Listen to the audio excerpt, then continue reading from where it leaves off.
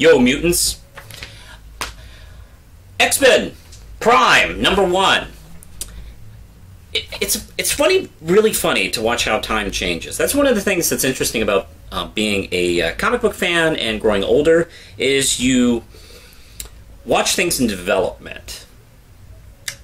And I grew up reading comics in the 70s and 80s, and being a big fan of like Spider-Man, the Avengers books, the regular Marvel characters, Fantastic Four, and I barely read the X-Men.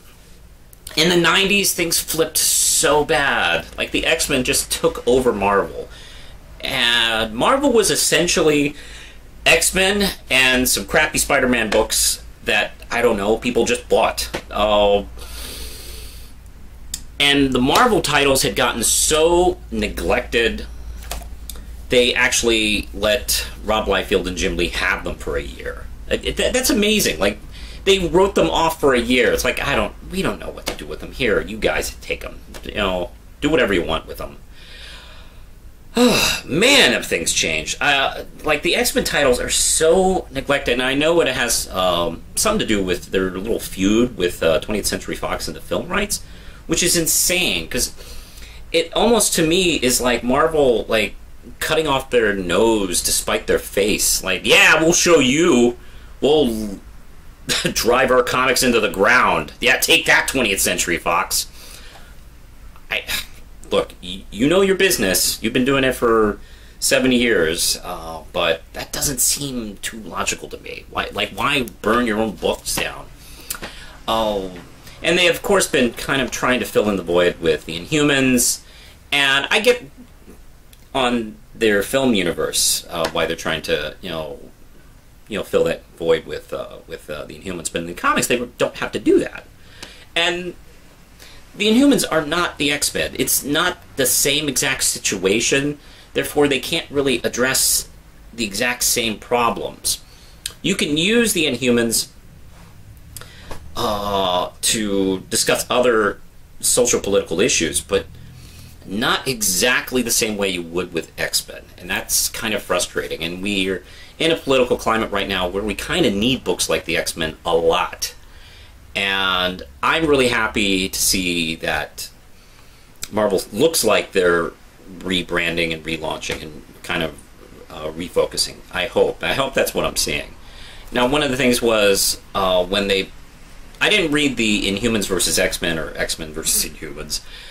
I had one of two ideas of what that was going to go down as. It was either going to pull a Heroes Reborn onslaught thing where they just kind of like just completely let the X-Men books go or something like that, or like they have with Fantastic Four. There's no Fantastic Four title, and some of those characters are kind of like splintered across the Marvel universe. I was afraid they were going to do that, or they're going to do this kind of relaunch, and thankfully the latter was the correct.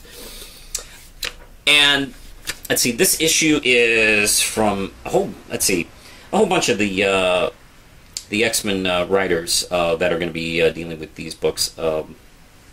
Colin Bunn, Greg Pak, Mark Grunham?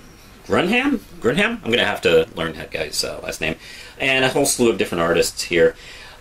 This one focuses on Kitty. Kitty Pryde is essentially becoming the leader of the X-Men, filling in the void left off by Professor X and Cyclops.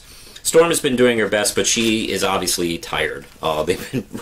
They've had a rough patch over the last couple of years within universe, which kind of makes sense. And she is back from being one of the Guardians of the Galaxy, and is kind of ready to come back to Earth. Meanwhile, we're kind of like watching a few things set up, like the Weapon X storyline.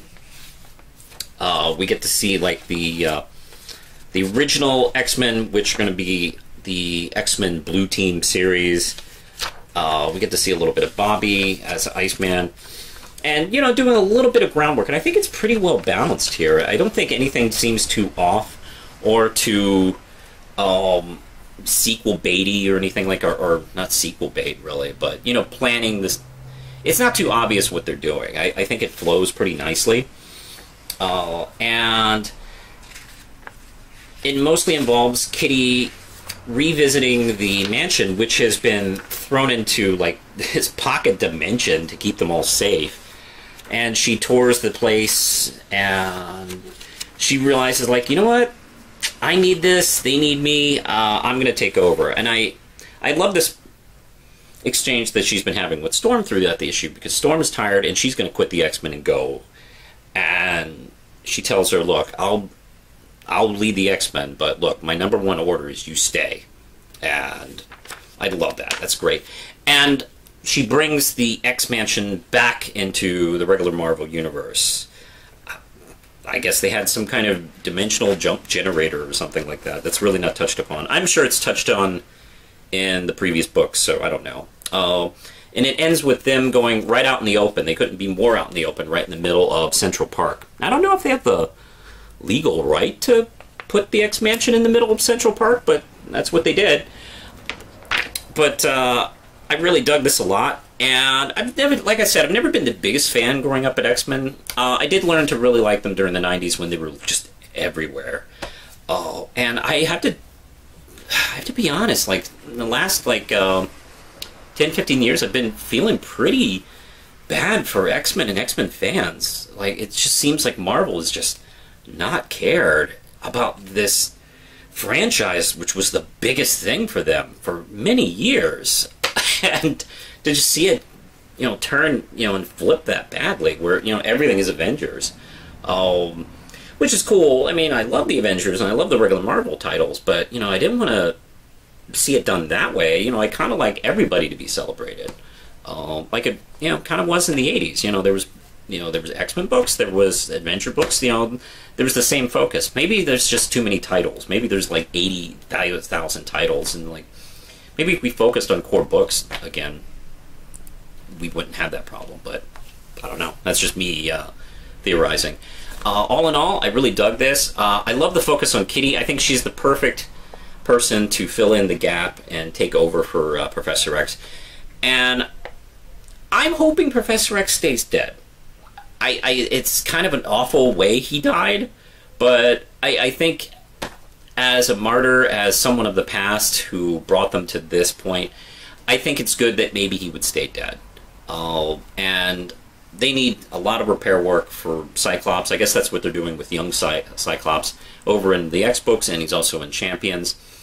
So he can't lead the X-Men, and neither can Jean. And Storm is obviously over it, and Wolverine either. He can't do it as well. She's the perfect choice, and I think the way the character has progressed over time, it also makes the most sense, too. Wolverine was cool in charge, but I don't know, it never made too much sense to me. I like that moment in an Avengers comic when Spider-Man realized that Wolverine was in charge, and he couldn't believe it. He asked a question that I remember thinking in my head, like, who put you in charge of a school? You know, yeah, I know that he had changed over time, but still, I mean, come on, it's Wolverine. Oh, this actually makes a lot of sense, and I'm looking forward to it. I'm definitely going to pick up, I think I'm going to pick up the #1 issues of this line and see which ones I like.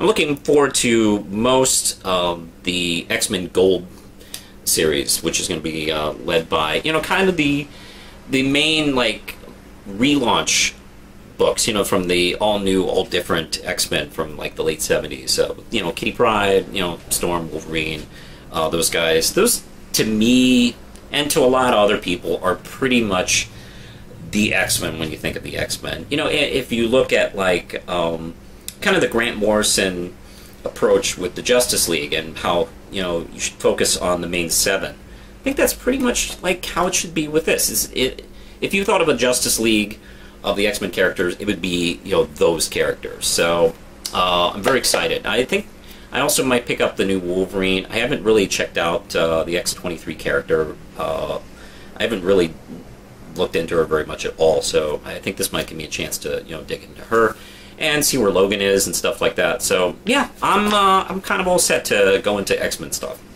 I'm going to give this 5 RAM chips out of 5. I really dug it, and I think you should take a look at it. And hopefully, this is the start of new things to come for the X-Men. Let's hope. Push the button, Lindsay.